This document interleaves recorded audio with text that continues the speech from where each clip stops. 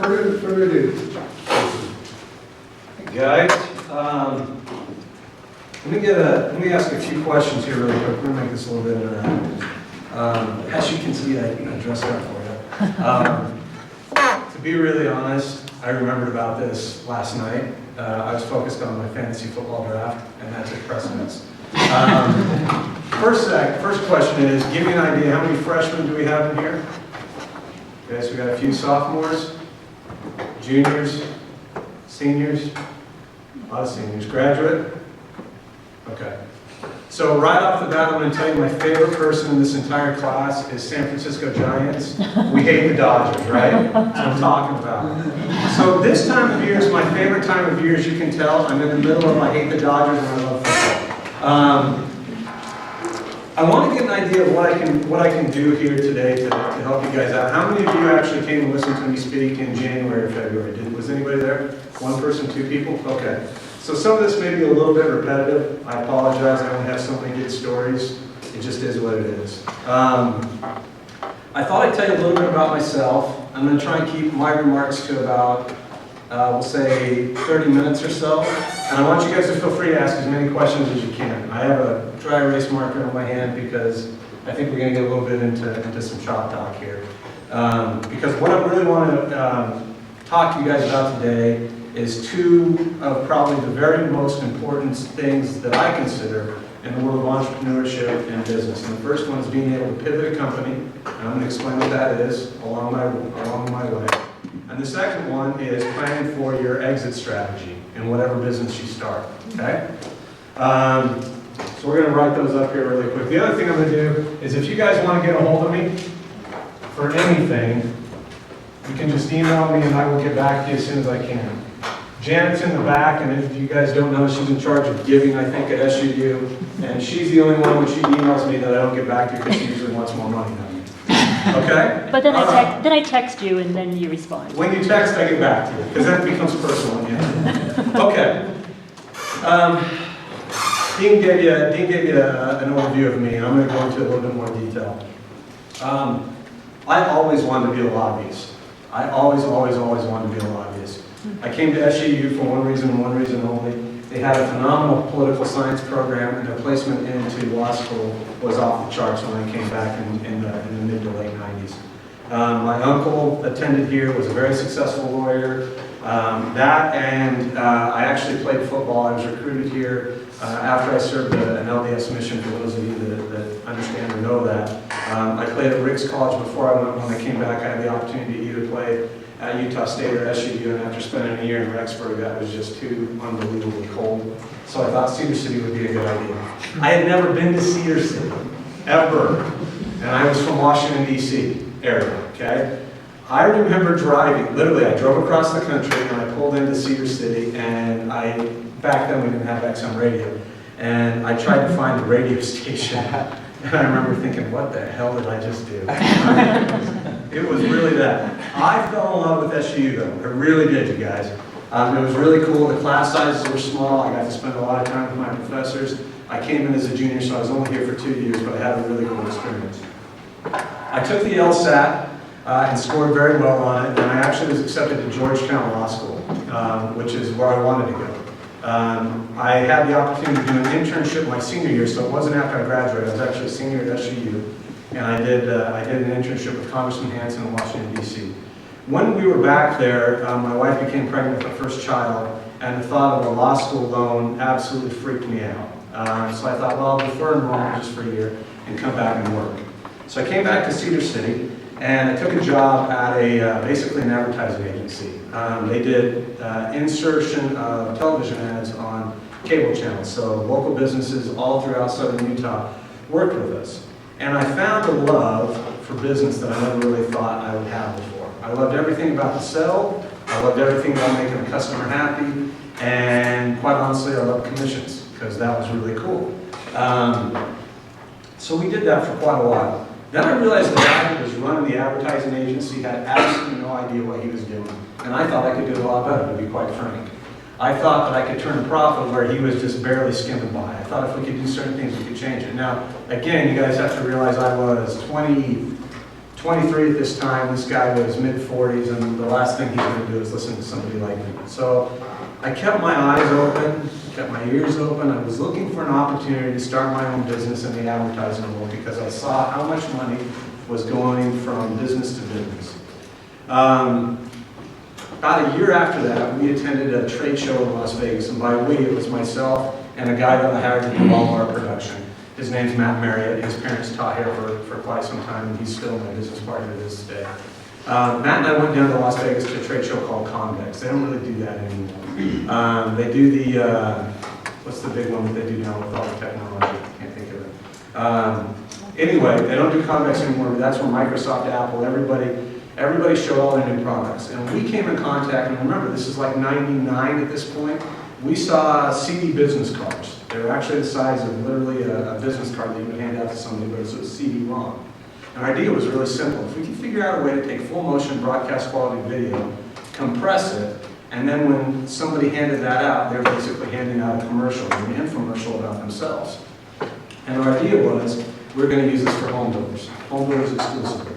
And the reasoning was simple. At that point, people were moving all over the country, especially into southern Utah. And if we could give home builders a way to be able to market effectively to people that weren't there, that was a huge tool. Now, internet and video really weren't compatible at that point because there wasn't as much bandwidth and high speed and all that stuff. So, we went down to Ed's Homes in St. George. I don't know if you guys are familiar with that name. You guys familiar with them at all? At that point, they were the #1 builder in St. George. And we did a presentation for them. And then something really interesting happened. They loved what we showed them, which was absolutely terrible, but then they asked how much. And I looked at Matt, and Matt looked at me, and I went, $20,000?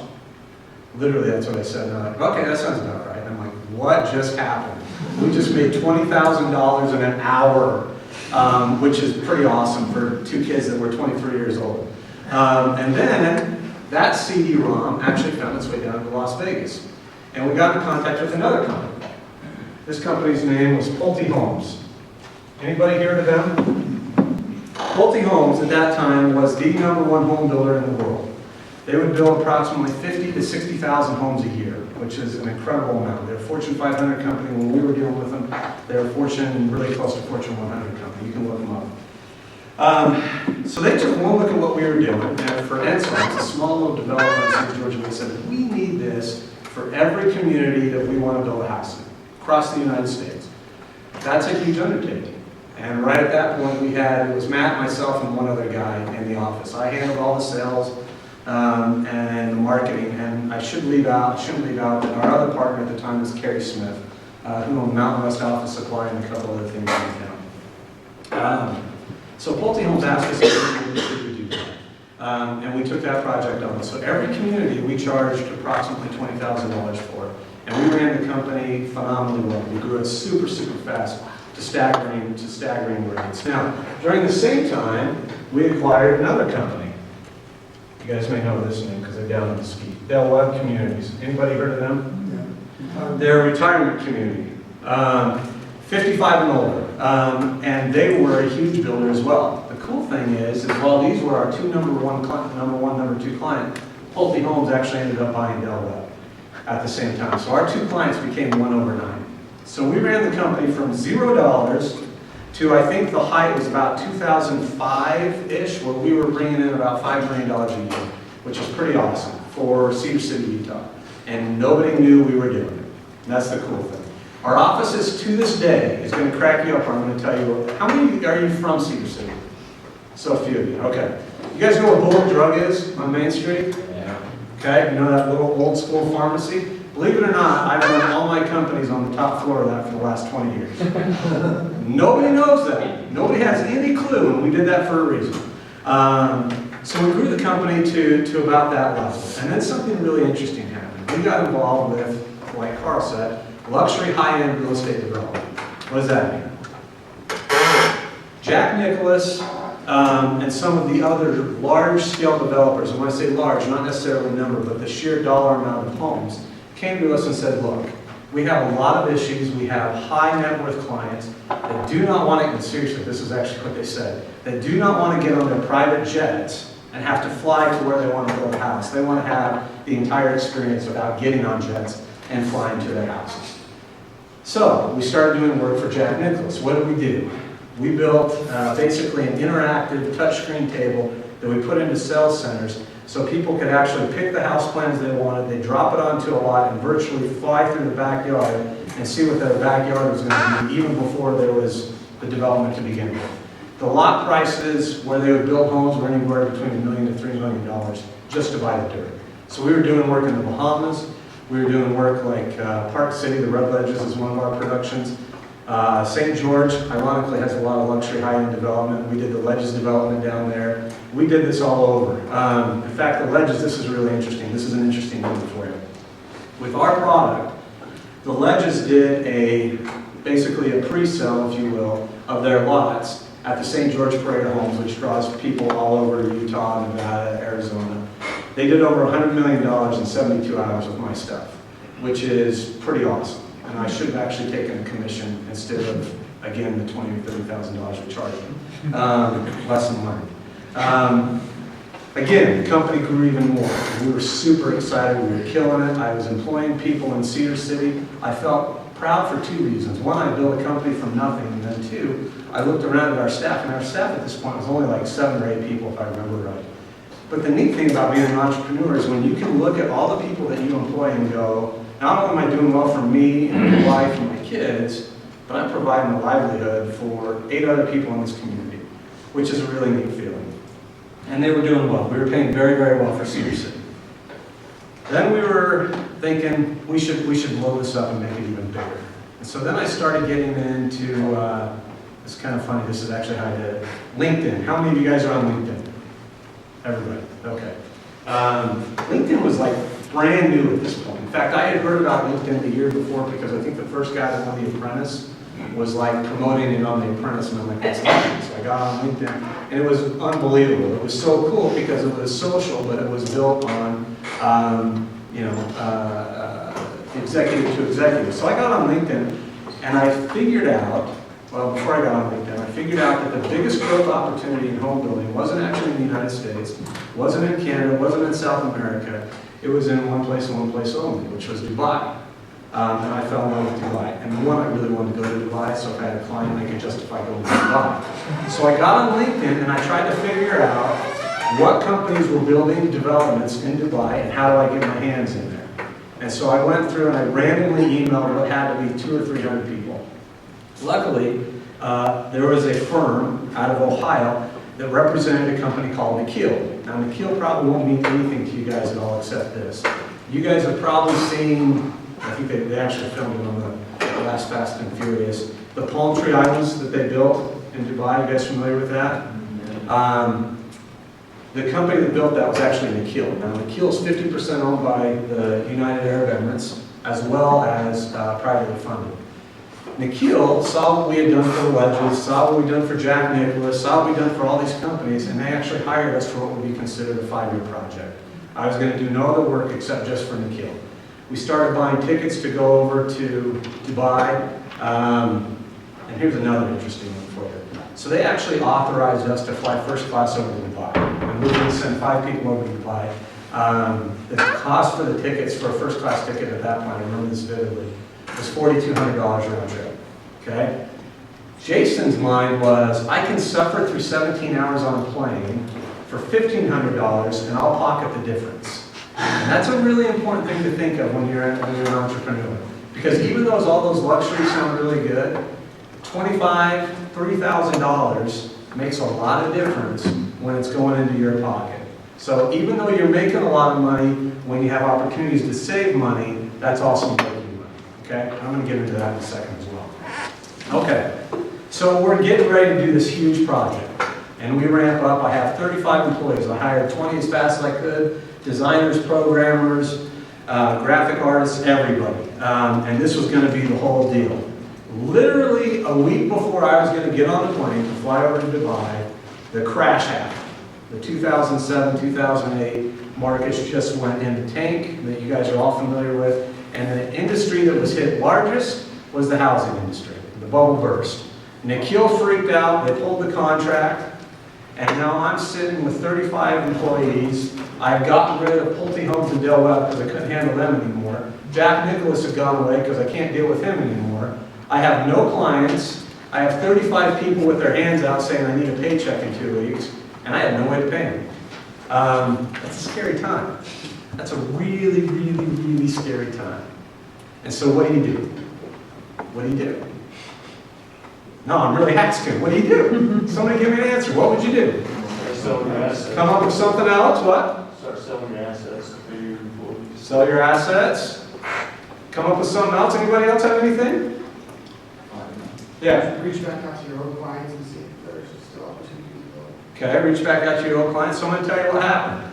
I reached back out to the old clients and they told me to go pound sand. Because I told them to go pound sand. So my old clients are gone. I sold, who said to sell assets? I sold everything, brother. Everything. Including maxing out all my own personal cards, credit cards, as did my partners, to make payroll for the next 3 months. So that was gone. And then we came to, what did you say? Come up with another idea. So now we're into this big word right here.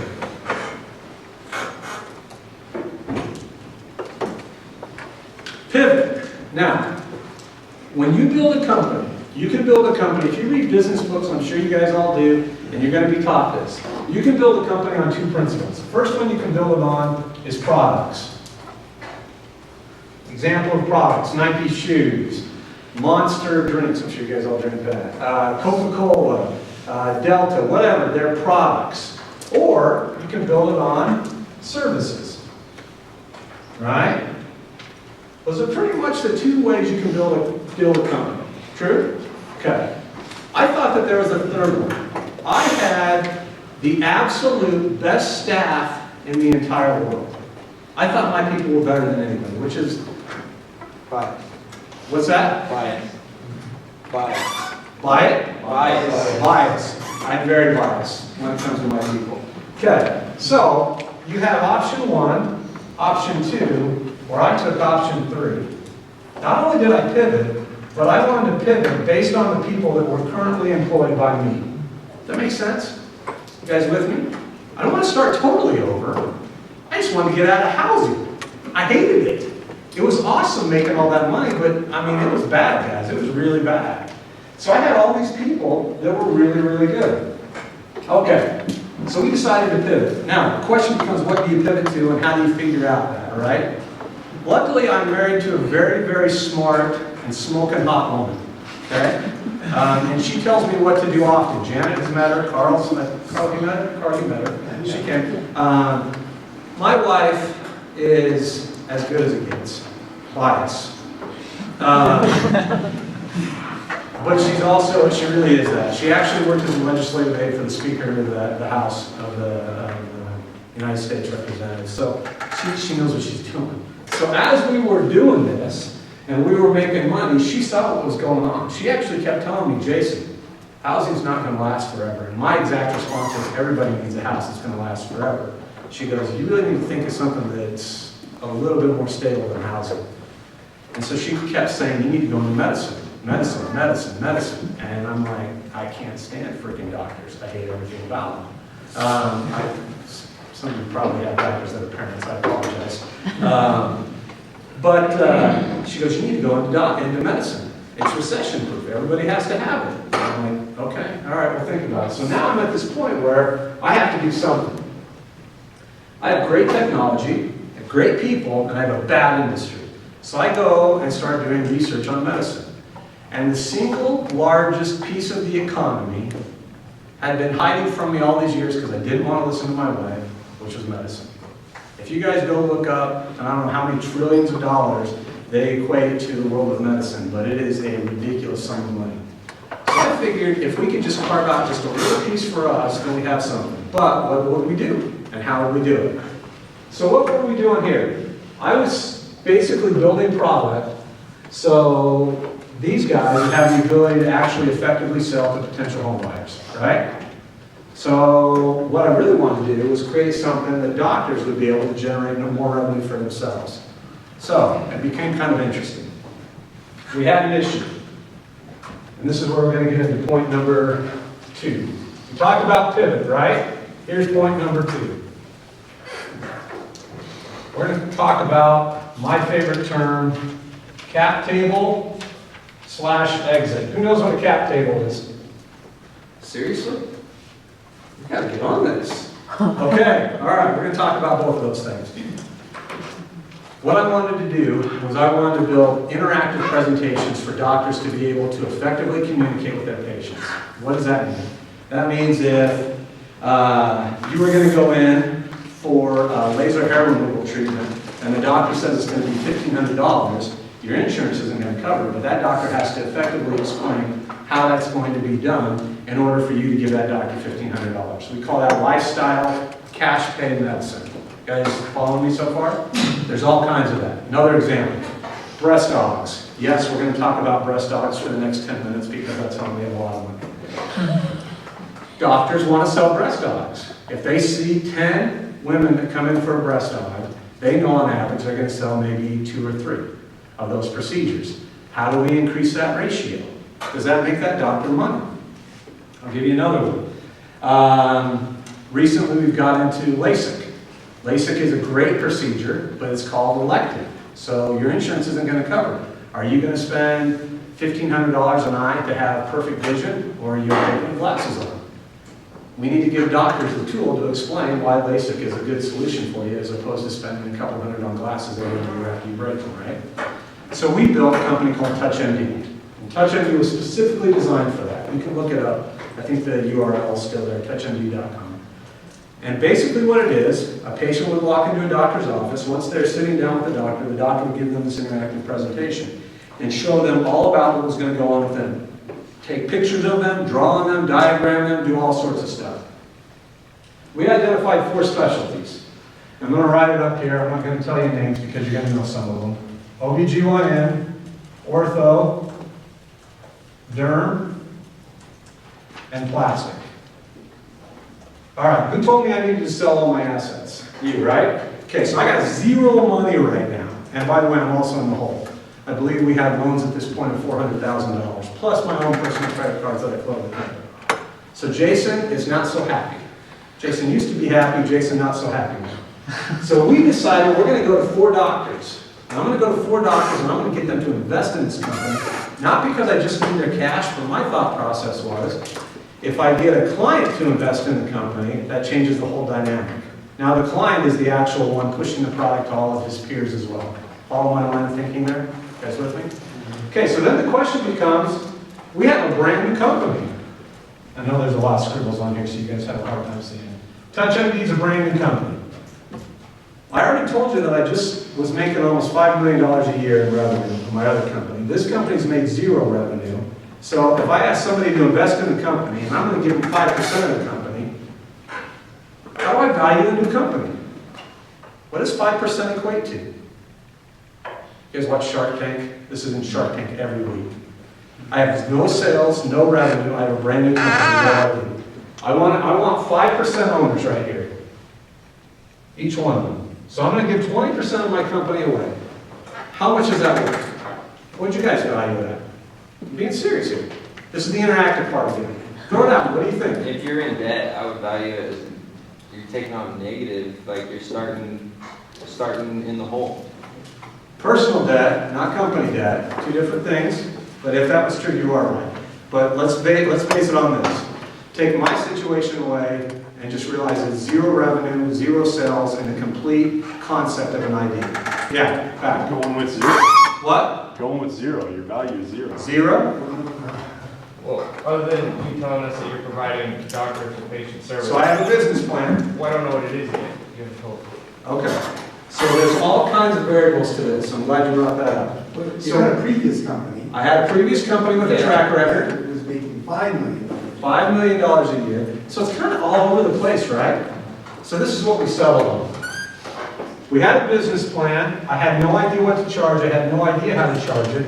We valued this 20% equity stake at $150K. Does that sound crazy? Each? No, 150. So 5% each, which is 37.5. Okay. I was not an accounting major. There's one in the back. So if my numbers get bad, just tell me when my numbers get back. Okay, so 37.5 apiece. Do you think it would be hard for me to go get investors at 37.5 apiece?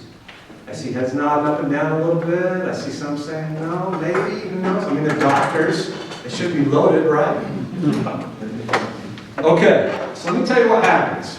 We put an incredibly crude presentation together to the gentleman in the back's point. And we go out to 4 doctors, and believe it or not, they're actually 4 local guys. This guy delivered 3 of my kids, which is kind of a weird situation to be in anyway. But, I go to him. He's the first one I go to. And I said, look, Doc, here's the deal. This is what we want to do. And I show him a PowerPoint presentation, which is absolutely horrific. I would have failed whatever business class you guys are taking. This guy, true story, stands up and he goes, wait right here, Jason. I'm actually in the exam room, not in the stirrups, just in the exam room. I didn't even get a laugh there. I'm in the exam room with him. He leaves, he goes to his office, he comes back, he brings out a checkbook and he goes, and I quote, how much? I said, how much? And he goes, how much? I want to buy part of the company. And I went, for real? And he's like, yeah. And so we start talking, and I said, okay, 37.5, I'll give you 5%. He said, okay. I had sold 20% of TouchMD in approximately 10 business days. Okay, so I had $150,000 seed money. It doesn't sound like a lot, but I had something, right? Not only that, I had what I would call KOLs. And in business, KOL is considered a key opinion leader. So not only did I have investors, I had guys that actually knew what they were doing. These were kind of one of the bigger guys in southern Utah, bigger guy in southern Utah, and these 2 guys were so-so. They were also southern Utah as well. So we have this product, and we're developing the product. And I've never actually gone to mass audience before. Remember, my clients used to be 1, 2, 3, 4, 5 a year. I was never dealing with the idea of, for instance, as it sits right now, there's roughly 80,000 OBGYNs, there's 50,000 orthos, and between derm and plastic, there's probably 30,000 in the United States. Those are huge numbers, right? And I did that for a reason, because all of a sudden now, I'm dealing with not 20 of the largest home builders in the United States, I'm dealing with 120 to 130,000 potential clients. Then we started thinking about things. Do I want to charge them one-off? Do I want to charge them $15,000, $20,000, $25,000? Or do I want to get into something that we call this? SaaS. Has anybody ever heard of SaaS? You guys use it all the time. You may not have heard of it, but you probably know what it is. Anybody use Adobe in this classroom? You guys pay monthly for the use of the Adobe software? You guys are looking at the stone faces. Do you have any software that you use that you have to pay monthly or yearly? Subscriptions for it? Yeah. You buy it all outright? Does anybody have any software that they use? Yeah, what? I buy Xbox Live. Xbox Live, great example. I think we have 4 accounts in my house. $59.95, is that what it is a year? Do I remember that right? You impressed with that? Okay. It's just because I see it hit the credit card statement every once in a while. Okay. A SaaS model is considered software as a service. You never own the software. You pay for basically like you're leasing a car. Why is that important? Because as you look at these numbers right here, 80, 50,000, 30,000, let's assume, what does that work out to? Accountant? 130, 160? Do I have that right? Yep. 160,000 people.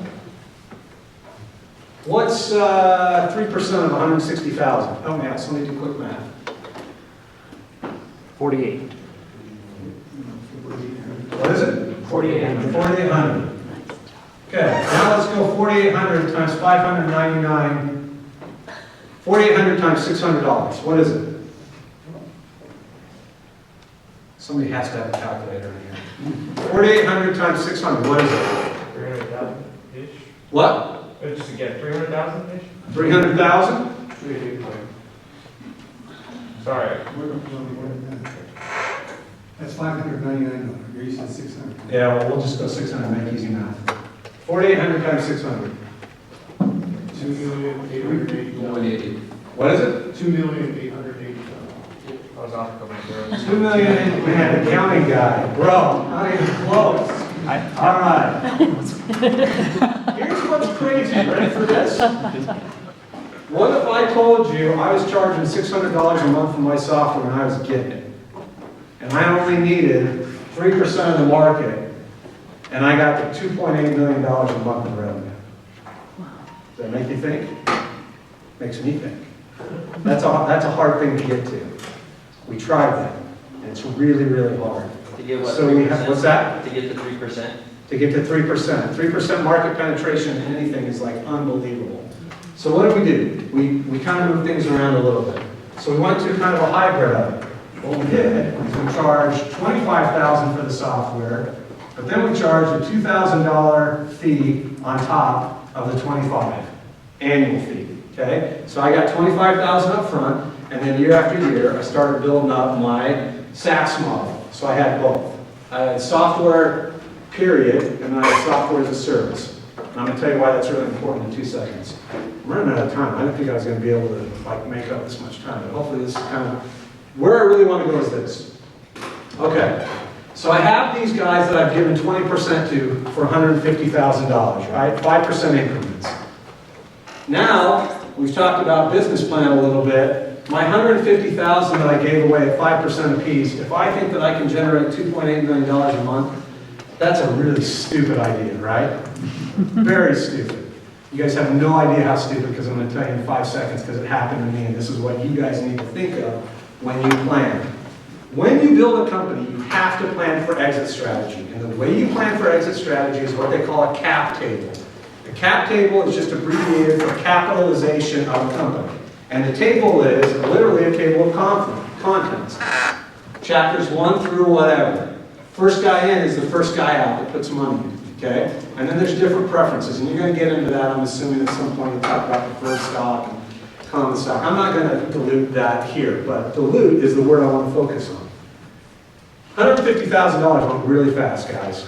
Really fast. And while we were able to generate some sales out of the chute, we weren't growing fast enough. So I needed more cash. The one thing that any company needs is proper capitalization. If it's a good idea, and you have proper capitalization, you're going to be fine. So I had to go out to other resources and find more capitalization. Because we currently had sales and we were doing well, we brought in another partner at this point. And that partner, who is a really good guy, came in and basically valued the company at this point. I want to say his valuation was about $2 million. Okay? So these guys' valuations have already jumped up quite a bit. He went in and he came in and he put in $400K to the company, which doesn't seem like a lot, but it really got us over the hump. But that $400K cost me, what did it cost me? 39% of the company. But this is where it gets important, and this is the lesson I want you guys to learn today. I was naive. I didn't understand business. Remember we talked about Jason wanted to be, a lobbyist. I just want somebody to pay me. I understand the concept of what I'm going to tell you right now. I thought it was incredibly unfair to equally dilute all the partners. I'm going to use that term again. Equally dilute. What does that mean? That means this. Even though these guys now have 5% stakes, and Jason, Matt, and Carrie had 80%, that if we were diluted by 39%, because that's what the valuation is, everybody should take equal dilution across the board. Follow me? The ratios have to work out. If I lose 39%, they need to lose 39%. Is that, you guys with me? Yeah. I see some hazy faces. This is really important. I thought that was unfair to these guys, because they took all the risk coming in first. And so these guys, when I told them, look, either the company's going under or we bring my guy in for $400K, we either take the dilution or we don't. They said, Jason, you promised me we wouldn't be diluted. And I went, this is true, and I'm going to live up to that. I should have never said those words. In a million years, I should have never said those words. Because what happened when all was said and done, we ended up having to be diluted across the board a few times. And as it stood, these guys, we actually did equal dilution at the very end. Sorry, this is a lot of scribbles. These guys ended up going from 5% down to 4%. when we sold the company. And this 80% here went down to 30%. So, what does that mean in real world terms? I sold my company a year ago for $22 million. I usually don't throw that number out, but we're here for a reason. That's a lot of money, okay? You guys realize how much money I lost? I'm going to show you that again. 80%. Between 80 and 30? Huh? Between 80 and 30? Between 80% and 30% of $22 million. You know what that means? That means Jason doesn't do anything for the rest of his life. But instead, I still do. It's not totally true, but it is true. So, this is super important. Why I bring this up is this. When you guys build companies, you need to plan on building it around either a product that is unbelievable, a service that is unbelievable, or in my opinion, a combination, and you surround yourself with the very best people that are out there. That's point number one. Point number two is if you do that, you will have the ability to pivot. You can move anywhere you want within the industry if you have the right people, products, and service around you. And number three, point number three, pay close attention to whatever you want to happen when you exit the company, which all comes back to your capitalization and your dilution. Okay? It's going to be super important. If you don't ever have to take a dime from anybody, that's ideally the way to go. That's probably not going to be the case because you're going to want to have somebody that's going to come in and help you to grow the company and not just put the money in. And there's a lot of other stories I can tell you about that. I will tell you this. The one thing that we did that was really smart with all of this is when I sold the company for 50% cash, 50% stock in the new entity that purchased mine. And I also built in, for the founders, I had a good friend that suggested it, I built in a 4% royalty. What does that mean? That means that anytime they sell my software for $25,000 or the $2,000 annual fee, for the next 7 years, I get 4% of the sales. Okay? So that also helped to offset things. And that's a pretty cool thing when you just see a check show up in the mail and you didn't do anything for it. Awesome. All right. The last thing I would tell you as you go through this entire process is you need to ask. My problem was I didn't ask. I just didn't ask. And one of my partners, Carrie, is an incredibly successful businessman. Incredibly successful. But he did things on a very small level, and by small level I mean local. He did it all in the Sioux City, whether it was buying and selling businesses or buying and selling land. So this whole idea of capitalization and dilution and everything is something that he never dealt with. And so by the time that we knew what we were doing, we didn't know what we were doing. So you need to pay attention to that, okay? I got 5 minutes left, and I took up way more time. Hopefully you got something out of this. What questions can I answer for you before we go grab some lunch? Yeah? When you first start, how do you push away all of those questions that you're asking yourself what your fears are? I'm not good enough to be doing this, or I don't know enough, so maybe I shouldn't be doing this. How do you get yourself to the point where you're no longer, when you figure it out, and people can sense that, but you're actually confident enough that they want to invest in it? That's a great question. I don't know. I've never been asked that question. I will answer it this way.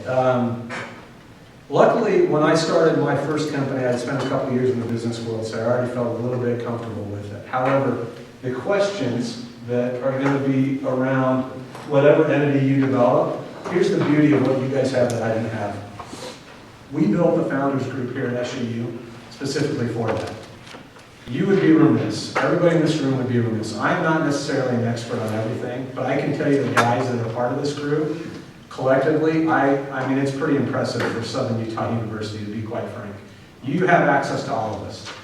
I would highly encourage you. I'd be happy to go to lunch with you. I'd be happy to take you to dinner because nobody did it for me. And I will answer any question that you have about business that I know, and if I don't, I will put you in touch with one of them that do. As far as self-confidence goes, there is no solution for self-confidence except, and excuse my language, except getting your ass kicked.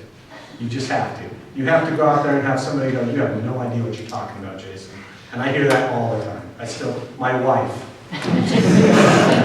Yeah. Can you explain one more time real quick the concept that you were talking about with the dilution where your friends came in and put the $400,000 in and I just kind of missed. Okay, so My original investors, I sold 5% shares of the company to. It was an LLC, so it wasn't stock. We sold 5% stakes, so I lost 20% of the company, all right? 20% went to them, 80% was still at the founder level. However, when I brought in the additional investment that came in, and I don't remember the exact number, I'd have to pull it up, I'm just throwing out random stuff right now. When he came in, he's like, look, I'm gonna give you the 400 grand, or it could have even been 450, I don't remember the exact number. But in return for that, I'm gonna want 39 or 43% or whatever it was, what equates to the valuation. What I told the original investors was, I'm never gonna dilute you. You're gonna own 5% of TouchMD till the day you die. So what happened is when he came in and bought that percentage of the company, all of that was diluted by me and my partners. Okay. So they weren't touched. Gotcha. The only reason why they went down to 4% at the end is because we had a board meeting and basically my guy here, who I'm hoping will come and talk to you at some point, basically called them all criminals. And said, you're stealing from the founders. Right. So everybody's giving a percentage right now. I gotcha. But the other 37% came from your 80. Yes. Gotcha. So it was all my percentage. Gotcha. Yeah. Any other questions? Yeah. What would you have done different? Well, this. What would I have done different? You can never do enough research into any industry that you're in as far as what you take your product or service into. For instance, when we went to our first trade show to try and sell TouchMD for the first time on the trade show floor, I'd never done that before. Because everything else had always been communication, face-to-face, but having doctors walk up to a trade show booth and spend $25,000, I thought was a complete pipe dream. I really did. And then I had a doctor that walked up and I said, it's $30,000 and he gave me an American Express card. And I went, I have no idea how to run an American Express card. Because all my other businesses have been wire transfer and everything else. So you can never do enough research leading into anything that you do. And more precisely, not just research on your own company, but you need to understand how the entity that you're selling into works, functions, and what their needs are. And if you can address one single need that they have, you're golden. But you have to find that. Yeah. Hey, it's a huge deal that you went and did it yourself before you let your employees know, because I don't think that happens very often. So kind of tell me why you made that decision. Sorry, say it. I'm saying you were saying with your first business, you went into this massive debt and sold because people wanted to keep your people, and I think that's actually, unfortunately, an exception to the rule, because I think most companies just start firing people. So how did you make that decision? It's a great question. It goes back to my 3 pillars here, product, services, and people. I've always valued people more than anything else. I've joked already twice about my wife. Hopefully nobody knows her too well in here. The people that work for me, ironically, I'm trying not to get emotional right now.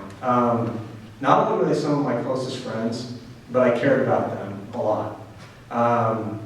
And I felt like, personally, and this is a bad way to think, I know that, especially from a business standpoint, it's not always the right thing to do, but in my case it was. Making money's not that hard, guys. I know right now some of you are thinking, holy freaking hell, it's hard. And $22 million, oh my. Those are crazy numbers, I get that, but making money is not that hard. I always knew I could go make money. I always knew I could go make money. I was worried about the people that worked for me, being able to have that same opportunity and specifically wanting to live in Cedar City, Utah. And as much as I love Cedar City, Utah, I've never felt that way about Cedar City, Utah. So I was happy to move out of Cedar City, Utah, which is why I live in St. George now. One last question? Anybody? Yeah. How quick was your turnaround from real estate to TouchMD? So the whole time frame when we shut down real estate to launching TouchMD was 12 months, and I sold the company 3 years after that. So we went from 0 to $22 million in about 40 months, which is pretty awesome. But I will say this, one last thing that I'll bring up and then we'll go grab lunch. Because I always get asked this all the time. So what's it like, Jason, to work like, 40 or 50 hours a week to do this? You're all out of your minds. I accumulated, I want to say I flew over 1.5 million on Delta Airline miles, butt-in-seat miles, in a period of about 2.5 years. I was gone from my family 3 weeks out of every month. I would put the kids to bed on Sunday night, and I would take a red eye out of Vegas, and I'd be gone until Thursday. And then I would work the entire time I'm gone and the entire time I got back. I would work 80 to 90 hours a week. And I will tell you this, back to your question in the back about people, if my people weren't willing to do that, I would have fired them in 2 seconds.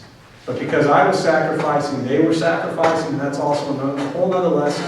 That's how you make companies successful. Because if you're at the head of it and you think I can just show up and make my people work, you're all completely mistaken. If you want to get the most out of employees and people, you have to do it by example. And if they follow you, I will do anything for them. If they don't, they're done. Anyway, thanks guys, I appreciate it.